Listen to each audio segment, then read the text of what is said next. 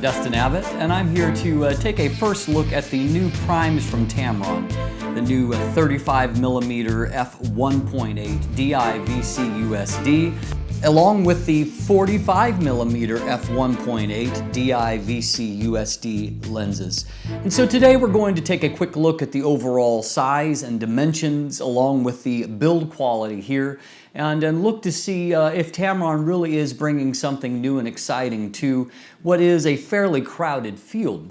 I was excited to hear about the release of these prime lenses because I always like to have more options, and we've entered a time where there's some great competition in the market due to both products from the first-party manufacturers of Canon and Nikon, but also Sigma has been producing some great lenses with its Art Series primes.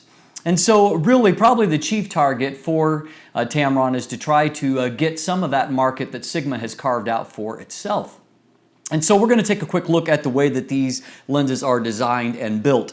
Now, as you can see, both of these lenses are not minuscule, but neither are they massively sized. And so just to give you a sense, here is the Canon 35mm f2.IS lens compared to the Tamron 35mm f1.8. And so as you can see, the Tamron is a little bit larger overall. To break down those numbers, the Tamron weighs 479 grams compared to 335 grams for the Canon.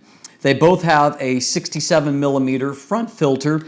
One thing to note differently between the two, however, is that the Canon has plastic filter threads in the front. The Tamron is actually almost all metal construction and has metal front filter threads, which these days is fairly rare and unique, and it kind of sets it apart.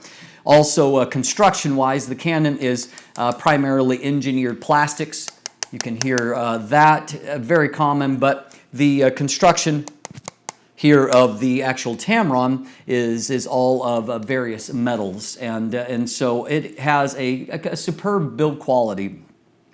They both are similar in that they both have 10 elements. The Tamron is 10 elements in 9 groups. The Canon is 10 elements in 8 groups.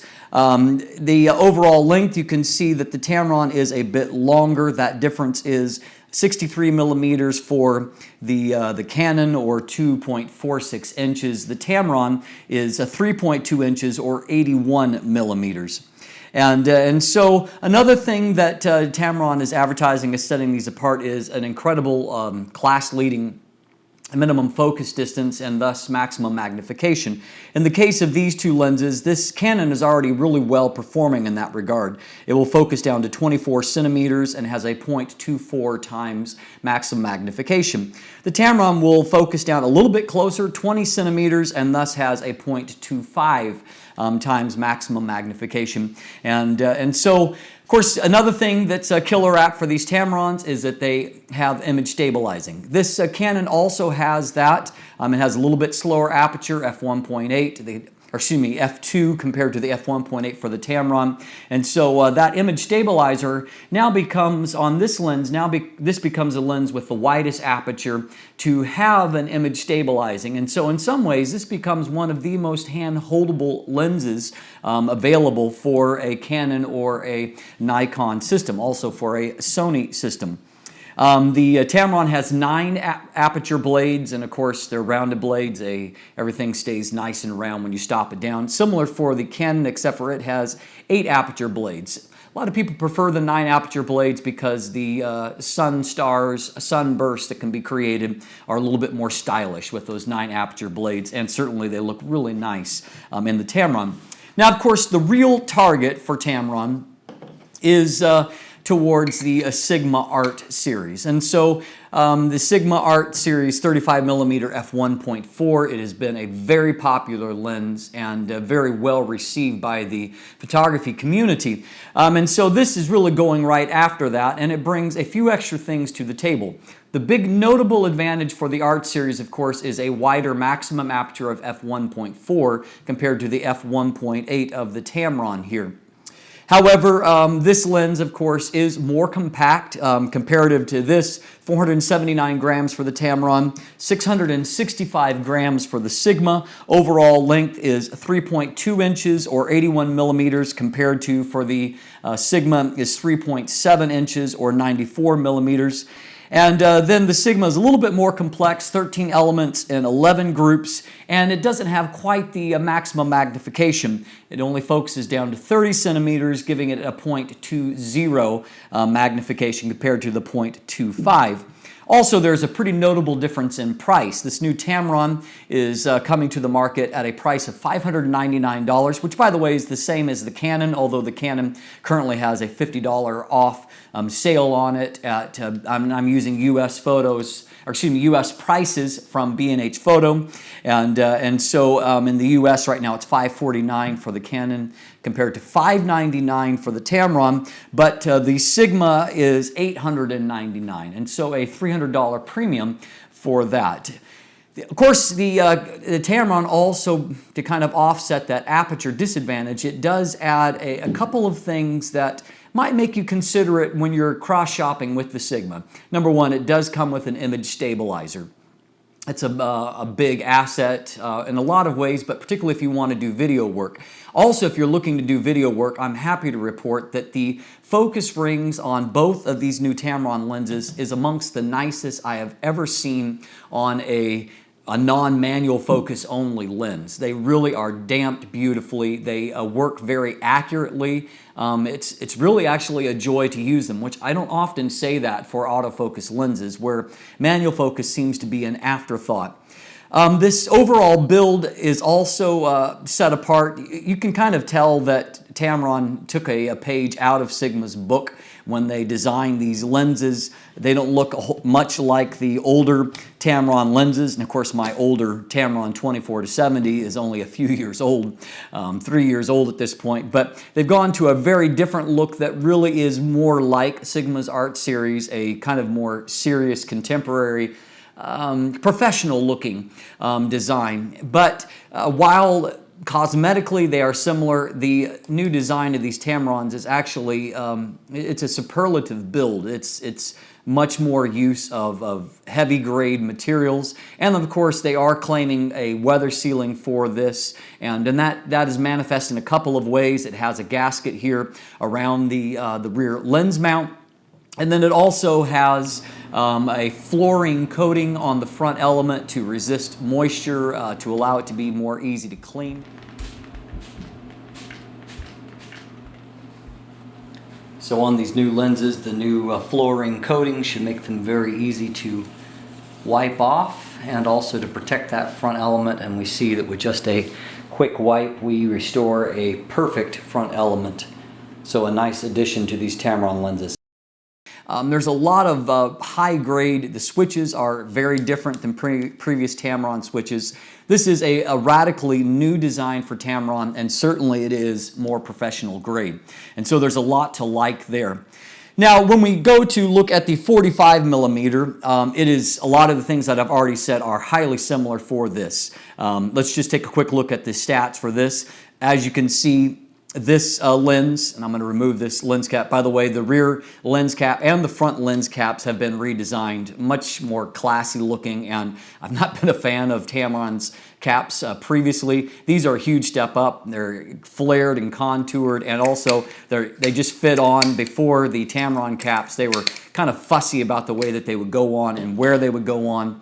Also with the new caps, they're chunkier, they're much smoother in operation. The actual pinch design in the middle is probably the nicest that I've seen, and so they've really stepped up with these.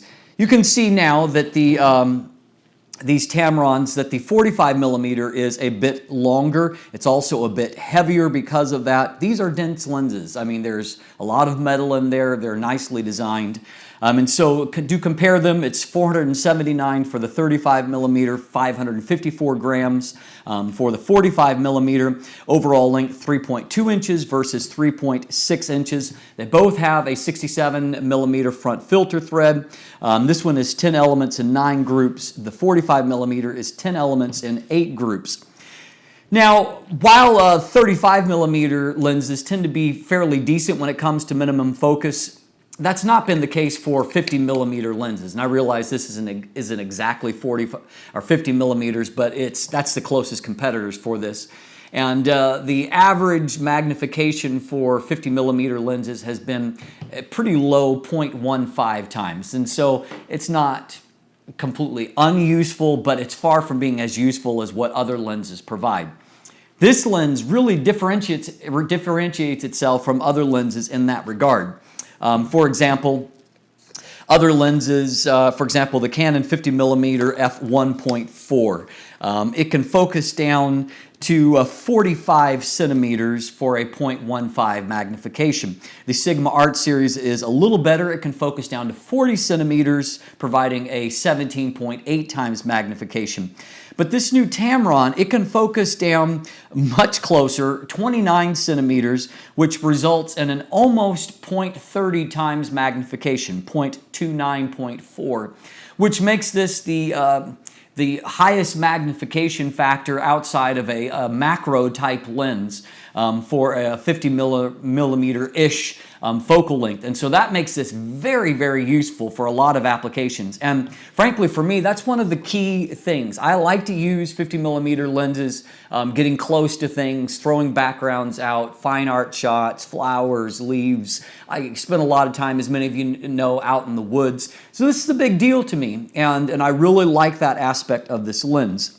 Beyond that, it also is $599, and so it's a very, very competitive price for a lens that really has a build quality that is a more professional grade than almost any of the other 50 millimeter lenses available. Almost none of the other 50 millimeters are truly weather sealed, and those that are, the Canon 50 millimeter f1.2, for example, is of course almost 3 times the price. And so this is and overall, actually, the build quality of this Tamron lens is actually nicer than the 50 millimeter f1.2. And so these are really, really nice build quality lenses. Now, of course, that is a larger lens by a good margin than Canon's 50 millimeter f1.4. That lens is very diminutive, only 2 inches long, and weighs 290 grams versus 3.6 inches and 544 grams. But again, the target probably is the Sigma Art series. And of course, that Sigma Art series is more akin in size to this 24 to 70 millimeter f2.8 lens. And so you can see there's a significant size difference there. And just to give you the actual raw numbers, the Sigma Art series is 815 grams versus 544 grams. It is just right under 4 inches long compared to 3.6 inches. And so in millimeters, it's a difference between 100 millimeters and 91 millimeters. Larger front filter, 77 millimeters versus 67. The Sigma is 13 elements and 8 groups, and its price is $949. And so there's even a bigger price difference when it comes to these two lenses. And so certainly a lot to think about. And in our next segment, we're going to begin to look at the image quality and some of the feature list of these lenses. And Tamron is really touting them as kind of pushing the SP as the line here, or super performance. And so let's answer the question, are these lenses really super performing? And so my name is Dustin Abbott. If you haven't already, please subscribe. We'll be looking at the overall performance in our next segment, and in the segment following that, I'll be giving you my final verdict on these lenses. I'm personally interested in them myself. These are useful lenses at very good prices, very, very competitive prices, and so I'm scrutinizing them very close, evaluating them whether or not they are potential candidates for my own kit. So, thanks for watching. I hope this begins to help you in your decision-making process, but I'm excited about these new lenses and look forward to delving deeper into them as we move ahead. Have a great day.